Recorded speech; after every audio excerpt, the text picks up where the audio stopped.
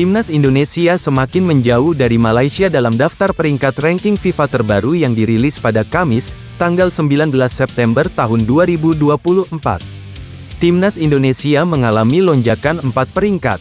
Skuad Garuda kini duduk di posisi 129 dunia dengan koleksi 1108,73 poin. Catatan itu membuat Indonesia kini makin menjauh dari Malaysia.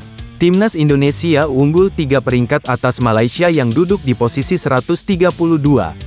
Pada pengumuman ranking FIFA sebelumnya, Indonesia dan Malaysia masih berada dalam jarak yang dekat.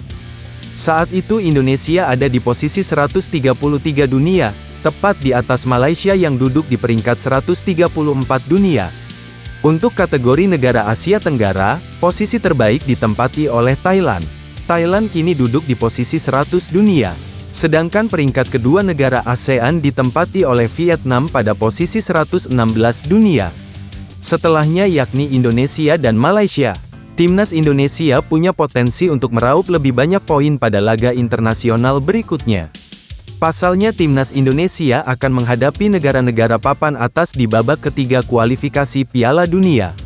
Bila skuad Garuda mampu meraih hasil bagus, tentu poin bagi mereka bakal terus bertambah. Pada bulan Oktober, Timnas Indonesia bakal berhadapan dengan Bahrain dan China. Kedua laga itu jadi laga tandang untuk skuad arahan Sintayong. Saat ini Timnas Indonesia mengoleksi 2 poin dari 2 laga. 2 poin itu hasil imbang lawan Arab Saudi dan Australia.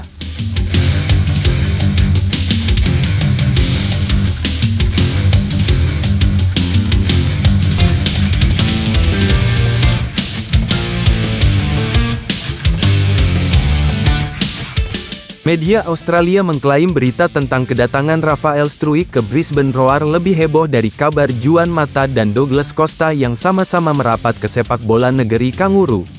Brisbane Roar mengumumkan Rafael Struijk bergabung dengan klub milik pengusaha Indonesia itu pada Senin, tanggal 16 September tahun 2024.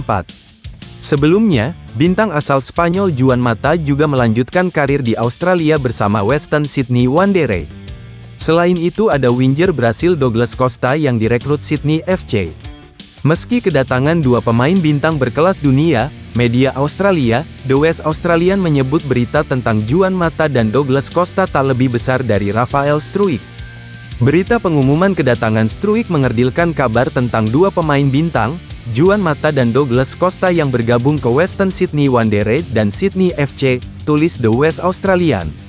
Berdasarkan unggahan di media sosial, konten tentang Rafael Struijk mendapat tanggapan yang jauh lebih besar dari Juan Mata dan Douglas Costa. Dalam unggahan pengumuman Rafael Struijk yang pertama di akun Instagram Brisbane Roar, terdapat lebih dari 320.000 likes.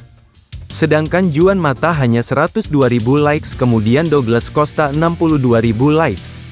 Jumlah pengikut Instagram akun Brisbane Roar juga meningkat pesat dari 70.000 akun dan saat ini 102.000 pengikut.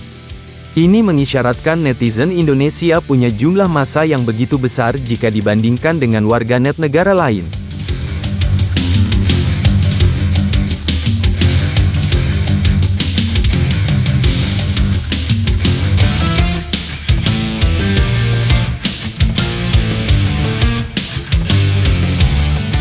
Calon naturalisasi anyar Timnas Indonesia, Miss Hilges mendapat sorotan dari sejumlah pihak termasuk media Vietnam jelang resmi menjadi WNI dan tampil bersama skuad Garuda. Nama Miss Hilges memang sedang jadi sorotan buat para penggemar Timnas Indonesia lantaran bek kasta teratas Liga Belanda itu bakal segera rampungkan proses naturalisasi. Proses naturalisasi Miss Hilges baru saja disahkan Komisi 3 DPR RI usai menggelar rapat kerja, Raker, pada Selasa, tanggal 17 September tahun 2024. Menpora Dito mengharapkan jika proses naturalisasi kedua pemain tersebut dapat rampung secepatnya. Ia menargetkan jika Miss Hilges dan Elianor Reijenders sudah bisa bermain bersama Timnas Indonesia saat menghadapi Bahrain dan China pada Oktober mendatang. Sesuai kebutuhan PSSI untuk bisa difungsikan Oktober kepada Sekjen, jadi kita akan terus mengawal dan memastikan ini bisa sesuai waktu, ucap Dito. Dengan kepastian ini, maka Miss Hilges tinggal selangkah lagi untuk bisa memperkuat Timnas Indonesia. Namun hal ini menjadi sorotan sejumlah rival termasuk Vietnam.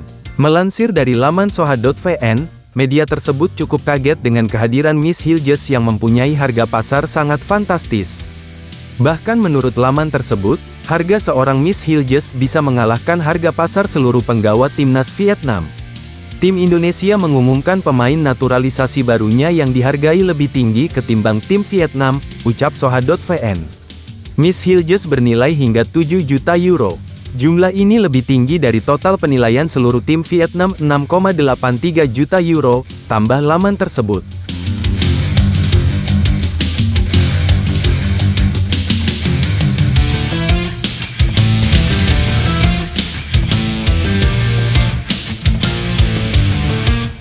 Netizen asal Indonesia langsung mengambil tindakan nyata terhadap SC Heerenveen setelah Tom Haye mengaku diblokir pindah dari klub Liga Belanda tersebut.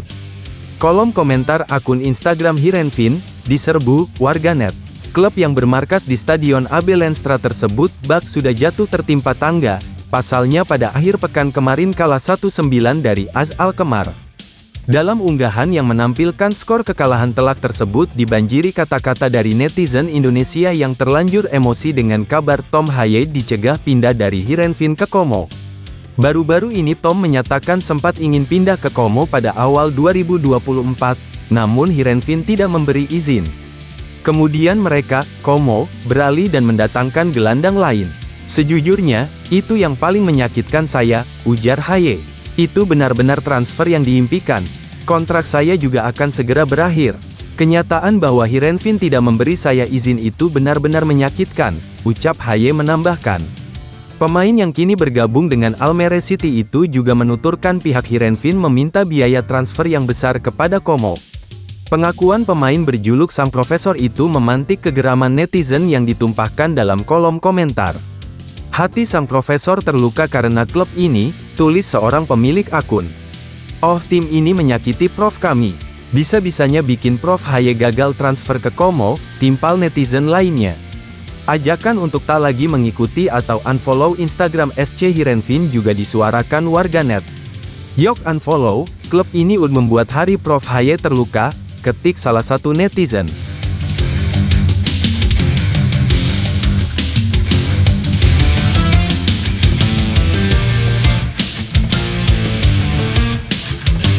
Sejak dinaturalisasi pada tanggal 4 Juni tahun 2024 lalu, Kelvin Verdonk sudah 3 kali membela timnas Indonesia. Penampilannya juga tak mengecewakan, terbukti Sintayong mempercayainya bermain penuh dalam 2 pertandingan pertama timnas Indonesia di babak ketiga kualifikasi Piala Dunia.